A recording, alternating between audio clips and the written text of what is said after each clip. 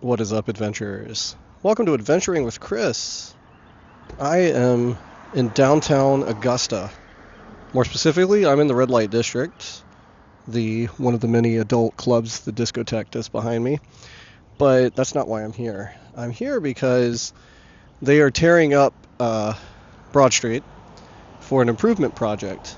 And the cool part about this is there has been some history that's been uncovered from the early 1900s, and wow, the wind. And if you guys recall my trip to the Augusta Museum, I rode on, they have a trolley on display. Well, a little bit of that trolley history has been uncovered here, and I'm going to show it to you really quick and talk to you a little bit about some of this history. Let's go adventuring with Chris.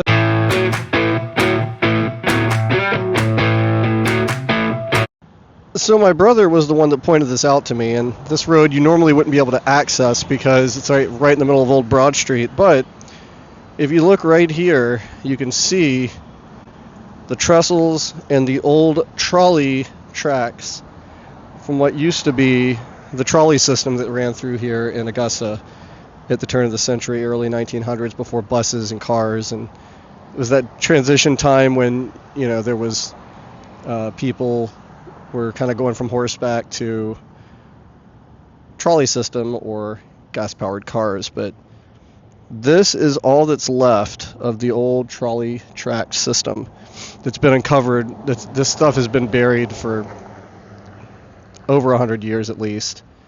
Well, I don't know. Maybe less than that. Anyways, as you can see, there's one of the trestles right there. And they've actually dug up more and bent it with the equipment.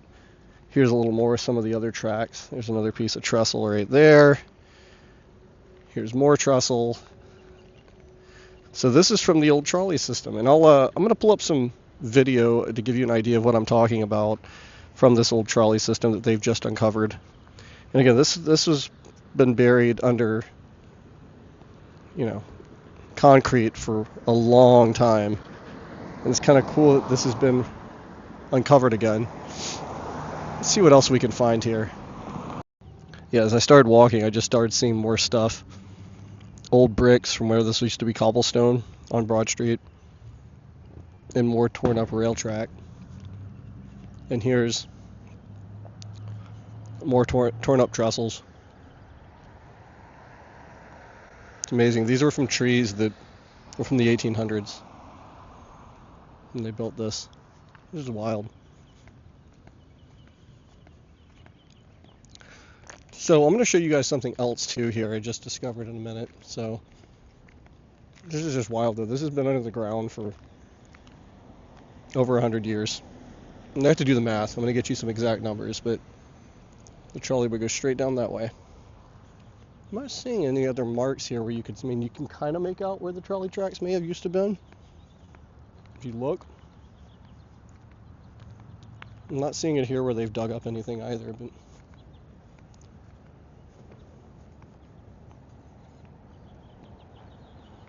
and in this archival footage, you can just see this is just the way at the turn of the century, 1800s and the 1900s, people were trying to find alternate means of transportation. As you can see, there's, early cars on the roads. There's, as you can see, a trolley here going down, and trolley tracks and people driving over the trolley tracks. And in a few minutes, you'll see horse-drawn carriages going by. So there was just like this weird time period in American history where you had all these like different means of transportation all kind of melding together into one sort of, fight for dominance on what's the new form of transportation. And this old track I found is just leftovers of that. So I drove about half a block down because I want to show you another spot that's also been sort of uncovered, and I'm not going to touch it because apparently it's got some bad luck on it. And if you're into that sort of bad luck stuff, I'll tell you why.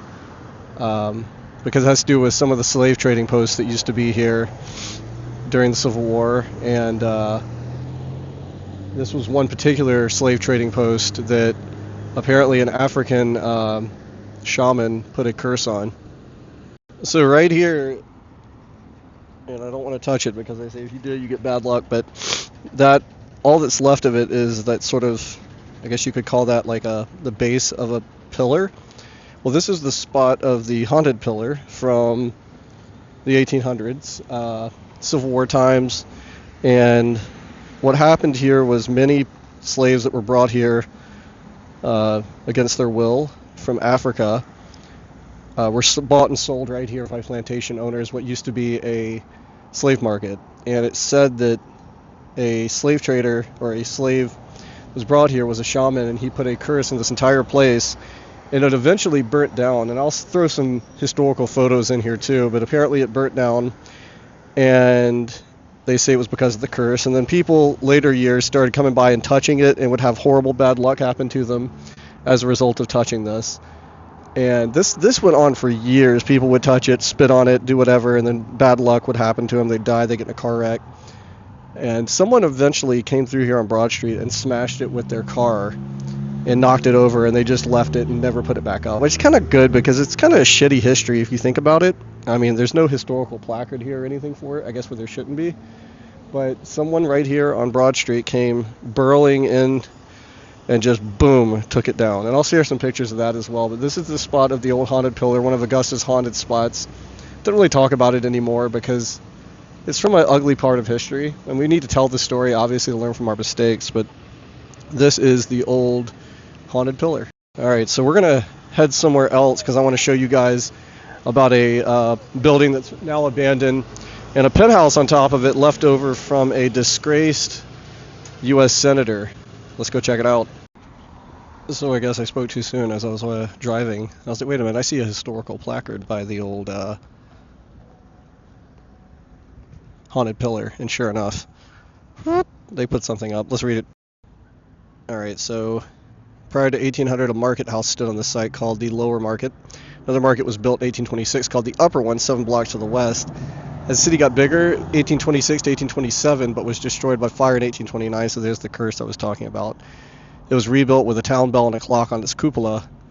In 1878, look at this, a tornado destroyed the market, leaving only one of the 4 columns standing. The market fell into disuse and was demolished in 1890. The remaining column was relocated to the southeast corner of this intersection, was known as a haunted pillar.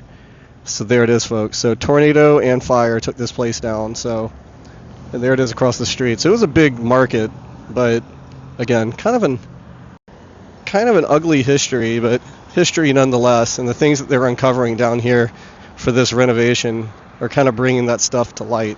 Let's move on to the next spot. Okay, came up here from the haunted pillar, and I'm walking now on Broad Street, and we'll be walking towards one of the filming locations from That Darn Cat. I did a video on that already, and I'll make sure to put a card at the top here to show you that. But that's not why I'm here, because we've already done a video on That Darn Cat filming locations.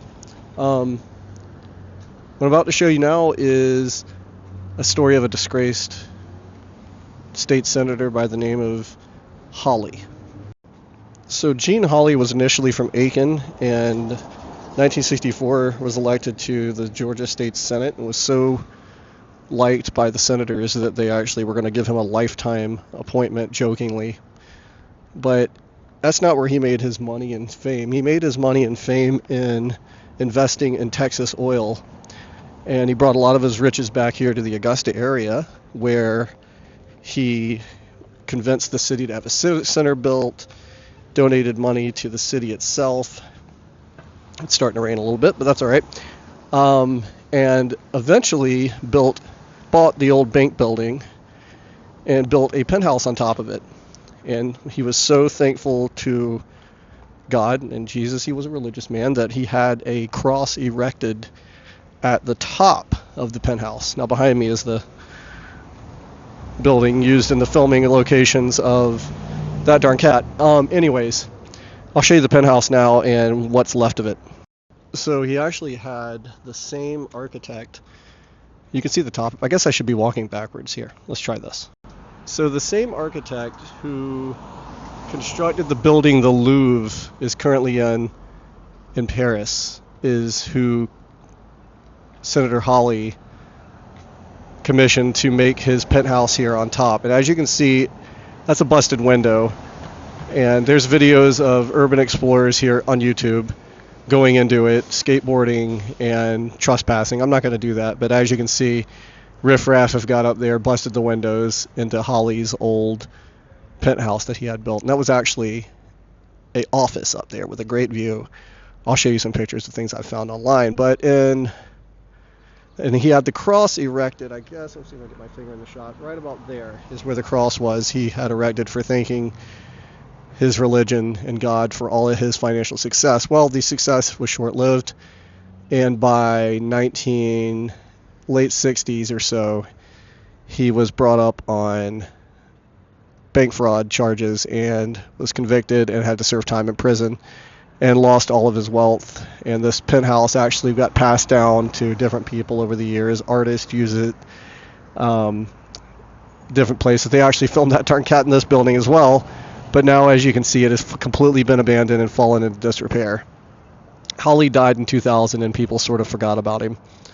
So I'm going to walk now. I'm going to try and get you a view of the other side of it. But yeah, they filmed that darn cat inside of there. It was the FBI headquarters in that darn cat, starring Christina Ricci. And I don't think they went to the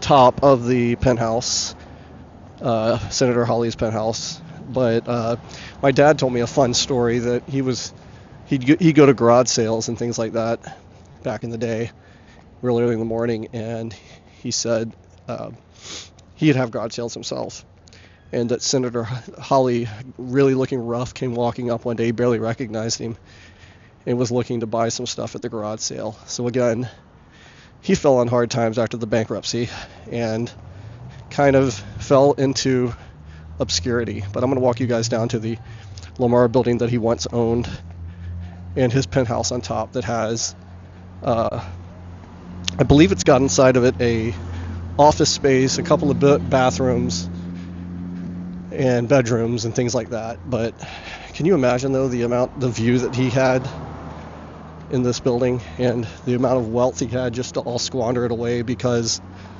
of being corrupt? So it's kind of here on Broad Street today. It's a little of a cloudy day. Walking past, this is the Imperial Theater where they do they have things for the Augusta players. They do concerts and things like that occasionally. But I'm walking up now to the building that used to belong to Senator Hawley. Let's take a look. So the company that currently owns this, the real estate investment company that currently owns this building, is promising they're going to do something with it, but they've just run out of money time and time again. And as you can see, it's seen better days. They've got it boarded up here because riffraff and homeless people have gone in and, as I showed you earlier with the top, gotten into it. So let's walk over here in the alley and I'll show you the view of the back of it. I wouldn't do this at night. It can get a little rough down here at night, but let's take a look here and see if I can show you the back. There's an elevator that's long been broken that took you to the penthouse that Senator Hawley had made. Again, he ruined his whole life because of bank fraud and corruption. So let's see here if I can... Oh yeah, here we go. So as you can see, this building has seen much better days. Can't quite make out the penthouse. Let's see if I can get a better view. So the back of it looks worse than the front. You can see there's some graffiti, back's busted out on it.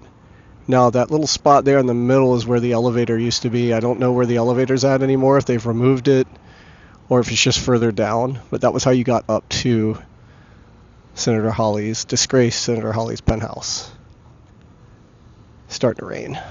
So I wanted to include some of these clips of the urban explorers on YouTube who went into the actual building and got some drone footage up at the top just to give you guys an idea of the magnitude of the destruction of this old State Senator Hawley penthouse that's just fallen into complete and utter disrepair over the years. And as you can see, graffiti artists have gotten up there.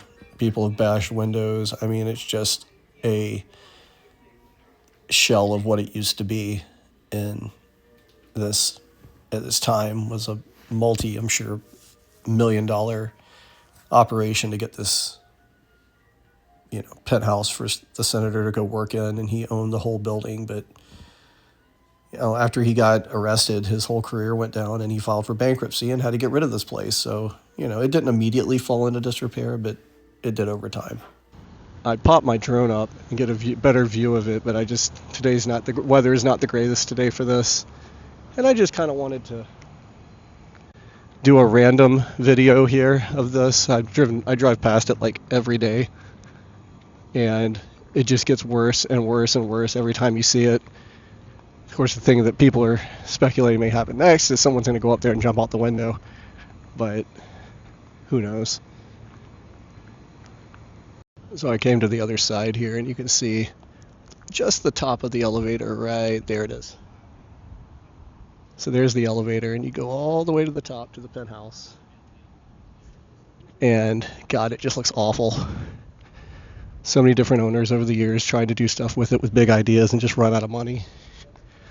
I'll put some clips of the inside of it that I've found on YouTube from Urbex explorers that have gone in there, just to show you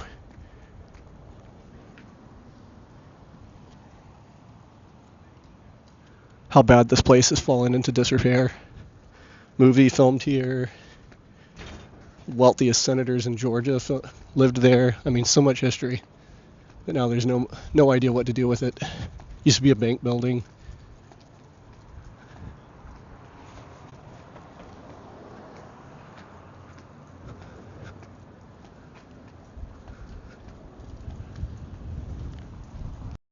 Anyways, I hope you guys enjoyed this video, and I'm enjoying my channel so far.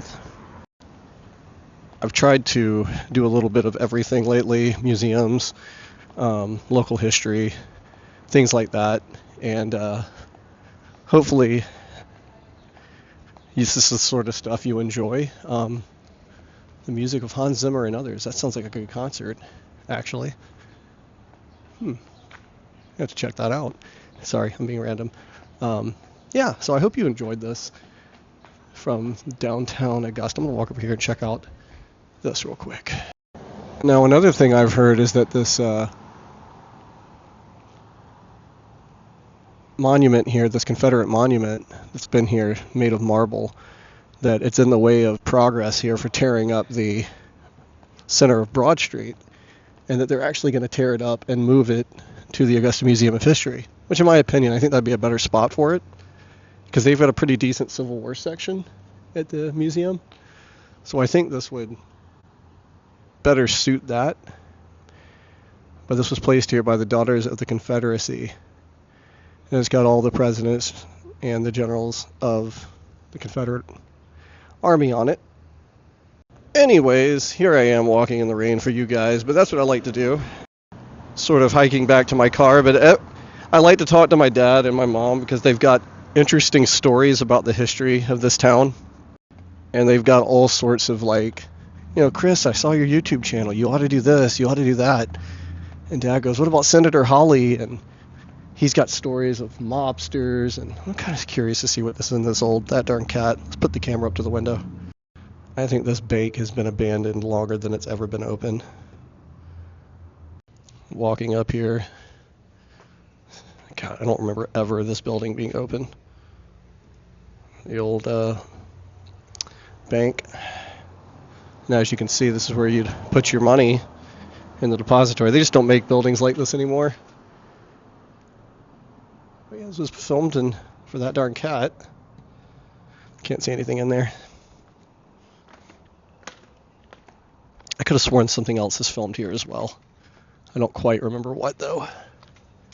It's got kind of an iconic look to it. And some bonus footage as I was walking back to my car before I wrapped and shot my outro. I noticed another building getting torn to bits here. And this building was, again, this was the red light district in the 70s and 80s. And they're gutting it. And this building had some interesting artwork on the front of it. Let's see if I can get you guys to take a look here. As you can see, they've completely torn some of this stuff down. You can always see the old stairwell. But this building here, I can't quite get over it. This is where I wish I brought my selfie stick. This building was a strip club at one point. It had some very vintage artwork on the outside of it, like pinup girl type stuff from like the very, to look like it's from the 40s or 50s, but I'm pretty sure it was done in the more modern age. And so I climb back in the car here, and it is pouring down rain. But I wanted to say some thoughts about YouTubers that inspire me. Today, I know a lot of the YouTube community is saying farewell to Adam the Woo, who definitely had an impact on me. When I was in college, I'd watch his stuff, and specifically the urban exploring stuff. And oh my gosh, I would love it. The abandoned stuff. The video for his that really just sort of brought me into YouTube was the abandoned Six Flags he did in New Orleans. Just classic stuff. And Adam was brilliant at roadside Americana, back roads. Other YouTubers that have really been a beacon and inspire me. Jackie Super Enthused. It's just something about her energy and vibe that she brings to her YouTube videos that I really enjoy and really appreciate. Just, I don't know, there's something consistent and genuine. And I get drawn to genuine. If I can tell you're not being genuine, I'm kind of immediately look the other direction. Another YouTuber I really enjoy is Paging Mr. Morrow. He is a Disney Orlando area YouTuber that, let me just say, he is so genuine, just positive, a beacon of light and a day brightener. Whenever I watch his videos, I just sense something from him that's very genuine. Another YouTuber I enjoy for their cryptid love of like Bigfoot, Mothman is Jacob the Carpetbagger. I love his cryptids. I've learned and gotten to know some more cryptid festivals because of his content. And one more YouTuber I've enjoyed watching is Justin Scard. Now, Scard, the content I've thought he has done just masterfully on is Route 66, which I would love to do. I've done some of it, but not all of it. His Route 66 content is inspirational. So those are YouTubers that I try and watch on a semi-daily basis. And when I got my film degree, I kind of went and I got my bachelor's degree in film, and my documentary was on an old theater that's right here in downtown Augusta, funny enough, from Art Deco times. And I would watch YouTube in its infancy. Like YouTube came out in like 2005, and I think I was in college in like 2007. So I would watch YouTubers like Adam and be like, wow, that's amazing. So that's kind of what I did my documentary on. I'd love to share my documentary on my YouTube channel, but I'd have to turn monetization off because it's got tons of copywritten music in it. But yeah, after that, I kind of went and got my master's degree and ended up being a teacher. So I kind of went in the opposite direction. But I've come back to YouTube, and I do it because of these influences: Jackie, Jacob, Morrow, Scard, and posthumously Adam. So there's others, but those are the 4 or 5 Mount Rushmores that come to the top of my head. But yeah, anyways, yeah, just random, sitting here in the car waiting on the rain to subside.